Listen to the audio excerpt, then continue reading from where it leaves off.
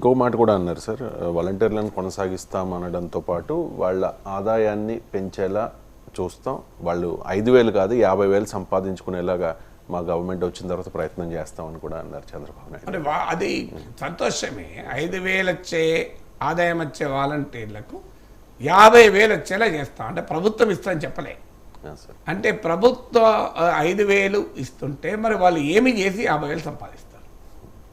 దీనికి action plan చెప్పాలి కదా. మీరు స్టేట్మెంట్ ఇచ్చి వదిలేస్తే అయిపోతుంది కదా. ప్రజలు నమ్మాలి అంటే, సో ప్రజలు నమ్మాలి అంటే ఒకటి 5,000ను 50,000 ఎలా చేస్తారు? 5కు 0 పెడితే 50 అవుతుంది. ఏం చేయకపోయినా 0 చేసినా 50 కాదు కదా. 5, 50 చాలా రైమింగ్గా ఉంటుంది, కరెక్టే. కానీ ఎలా చేస్తారు మీరు చెప్పండి. దానికి యాక్షన్ ప్లాన్ ఏంటి? మరి వాళ్ళతో ఏమైనా వ్యాపారం చేయిస్తారా? లేదు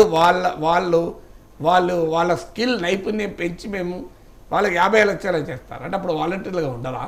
అంటే వాళ్ళ వాలంటీర్ పదవిని ఉద్యోగాన్ని తీసేసి మీరు వాళ్ళకి ఇంకేదన్నా స్కిల్ డెవలప్మెంట్ ఇస్తారా? ఇప్పుడు మాకు అమరావతి భూములు కోల్పోయిన వారికి కూడా ఇట్లాగే నైపుణ్యం ఇచ్చి పెద్ద ఎత్తున ఉద్యోగాలు ఇప్పిస్తామని ప్రామిస్ చేశారు అమరావతి భూములు ఇచ్చిన రైతులకు.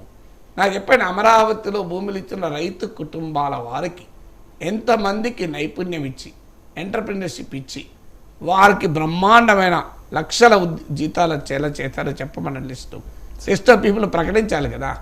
సో అందువల్ల 5,000, 50,000 ఎట్లా చేస్తారు? దీనికి ఆన్సర్ ఉండాలి. రెండవది ఏంటంటే, ఇక్కడో చోట టీడీపీ జనసేన అంగీకరిస్తుంది. జగన్మోహన్ రెడ్డి ఈ వాలంటీర్ విధానాన్ని పెట్టడం వల్ల ప్రజలకు సౌకర్యం కలిగింది అని ఇండైరెక్ట్గా ఎండార్స్ చేయడం. ఇవాళ 5,000ను 50,000 చేస్తాం వాలంటీర్లకు అని చెప్పడం ద్వారా వాలంటీర్ వ్యవస్థను ప్రతిపక్షం ఎండార్స్ చేసి జగన్మోహన్ రెడ్డి బలాన్ని పెంచుతోంది.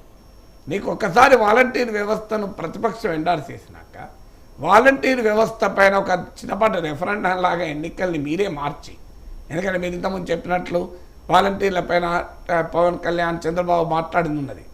ఒకవైపు ఏమో వాలంటీర్ వ్యవస్థను ఒక రకమైన ఎన్నికల రెఫరెండంగా మార్చారు. అది ఒక ప్రధానమైన అంశం జగన్మోహన్ రెడ్డి పైన పోరాటానికి. మరోవైపు ఆ వాలంటీర్ వ్యవస్థను ఎండార్స్ చేస్తున్నారు. అసలు ఇదేం పొలిటికల్ స్ట్రాటజీ నాకు నిజంగా అర్థం కాదు. సో చాలామంది పెద్ద పొలిటికల్ కన్సల్టెంట్ ఉంటున్నారు రాజకీయ పార్టీలకు. కానీ నాలాంటి సామాన్యుడికి అర్థమైన కామన్ సెన్సికల్ పాయింట్ కదా ఇది. మీరు వాలంటీర్ వ్యవస్థ అనే అంశం పైన జగన్ పైన పోరాడుతూ దాన్ని ఒక రెఫరెండంగా మార్చి తర్వాత మళ్ళీ మీరు వాలంటీర్ వ్యవస్థను ఎండార్స్ చేస్తున్నారు. అది మంచిదే. ఇంకా వాళ్ళకి 5,000 వస్తున్నాయి, మేము 50,000 వచ్చేలా చేస్తాం, వాళ్ళకు కొనసాగిస్తాం, ఎవరిని తొలగించాం. కొద్దిమంది వాలంటీర్లు తప్పులు చేస్తున్నారు, వాళ్ళకి మాత్రమే శిక్ష విధిస్తాం. మీరు ఇక జగన్మోహన్ రెడ్డి ఓడిపోతున్నాడు, మీరు జగన్ సపోర్ట్ చేయకండి, మేము అధికారంలోకి వచ్చాక మిమ్మల్ని కడుపులో దాచుకుంటాం పెట్టుకొని. అది ఇలా అంటే ప్రజలు ఎలా ఓట్లేస్తారండి? ప్రజలకు బ్లాక్ అండ్ వైట్ కనబడాలి కదా, వాలంటీర్లు మంచో చెడో తేలాలి కదా. అంటే ఇండైరెక్ట్గా తాము వాలంటీర్ వ్యవస్థ పైన చేసిన విమర్శలు తమకు బూమరాంగ్ అవుతున్నాయి, అది సెల్ఫ్ గోల్గా అవుతుందని బహుశా ప్రధాన టీడీపీ జనసేనలు గుర్తించి ఉండాలి. అందుకే ఈ రకమైన బీటింగ్ రౌండ్ ద బుష్ అంటారు ఇంగ్లీష్లో. సో ఆ బీటింగ్ రౌండ్ ద బుష్ చేస్తున్నట్టుగా కనబడుతుంది. Right sir. అండ్ బాబు కుట్రల